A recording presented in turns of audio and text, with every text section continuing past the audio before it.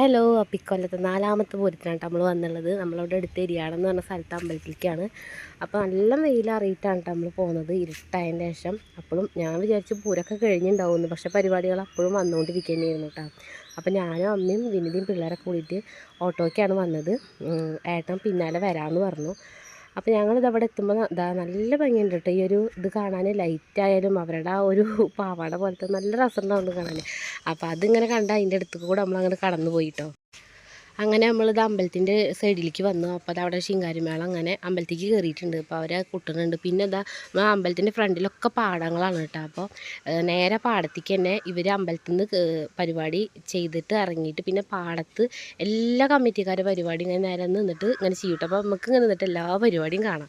ഒരു പരിപാടിയല്ല, ഒരുമിച്ച് എല്ലാ പരിപാടിയും കാണാം. നല്ല രസമാട്ടോ. പിന്നെ ഈ ഒരു LED ലൈറ്റിൻ്റെ ഈ പരിപാടി ഉണ്ടല്ലോ, നല്ല അടിപൊളിയായിട്ട് അവിടെ കാണുന്നുണ്ടല്ലോ. ആ 3 ഇതായിട്ട് ചക്രം പോലെ ആയിട്ട് ഒക്കെ നല്ല രസമുണ്ടായിരുന്നു. ഞങ്ങൾ വരുന്നതിൻ്റെ മുന്നേ അമ്പലത്തിൽ നിന്ന് കയറി ഇറങ്ങിയിട്ടുള്ള ടീമാണ്.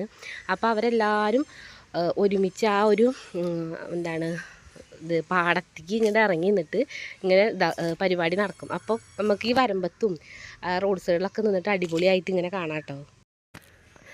പിന്നെ ഈ പരിപാടി ഒരു വെറൈറ്റി ആയിട്ട് തോന്നിയിട്ട് അവരിടയ്ക്ക് ഇങ്ങനെ തീയൊക്കെ തുപ്പിയിട്ട് അങ്ങനത്തെ ഒരു സംഭവം ഞാൻ ആദ്യമായിട്ടാണ് കാണുന്നത്. ഇതിനെന്താ പറയാന്ന് എനിക്കറിയില്ല. അങ്ങനെ ഒരുപാട്, പിന്നെ ശിങ്കാരിമേളം തന്നെ ഒരുപാടെണ്ണം ഉണ്ടായിരുന്നു കേട്ടോ. നല്ല രസമുണ്ടായിരുന്നു കാണാൻ. പിന്നെ നമ്മൾക്ക് ഇഷ്ടമുള്ള മരുന്ന് പണി. എനിക്ക് മറ്റേ വെടിക്കെട്ട് തീരെ ഇഷ്ടമല്ല കേട്ടോ. പേടിയാണ്, ഇഷ്ടമല്ലാണ്ട് പേടിയാണ് കാണാൻ. ഇതാണെങ്കിൽ ഇങ്ങനെ നിന്ന് കാണും. അപ്പോൾ നമ്മൾ ഈ അമ്പലത്തിൻ്റെ ആ ഒരു ഉൾവശത്ത് തിരക്കില്ല, എല്ലാവരും ഈ പാടത്തേക്ക് ഇറങ്ങിക്കിട കാരണം. അപ്പോൾ നമ്മൾ അമ്പലത്തിൻ്റെ ഉള്ളിൽ ഇങ്ങനെ നിന്നുട്ടോ. അപ്പോൾ അവിടെ ആണെങ്കിൽ പിള്ളേരെ നമുക്ക് അതിൻ്റെ മുകളിൽ ഇരുത്തും ചെയ്യും. അപ്പോൾ കൈ കളഞ്ഞൊരു വഴിക്കായി താഴെ നിർത്തിയാലോ ഒക്കെ ഓടി കളിക്കുകയാണ്. അപ്പോൾ അവിടെ ഇങ്ങനെ നിന്ന് ഞങ്ങളിങ്ങനെ കാണുമായിരുന്നു കേട്ടോ. അപ്പോൾ കുറച്ച് കഴിഞ്ഞപ്പോൾ ഏട്ടൻ വന്നിട്ടുണ്ടായിരുന്നു. ഞങ്ങൾക്ക് എല്ലാവർക്കും ഐസ്ക്രീമൊക്കെ വാങ്ങി തന്നു. അത് കഴിഞ്ഞിട്ട് നമ്മൾ മെല്ലെ വീട്ടിലേക്ക് സ്കൂട്ടായിട്ടോ. നമ്മളെടുത്ത് തന്നെയാണ് കേട്ടോ ഈ ഒരു അമ്പലം.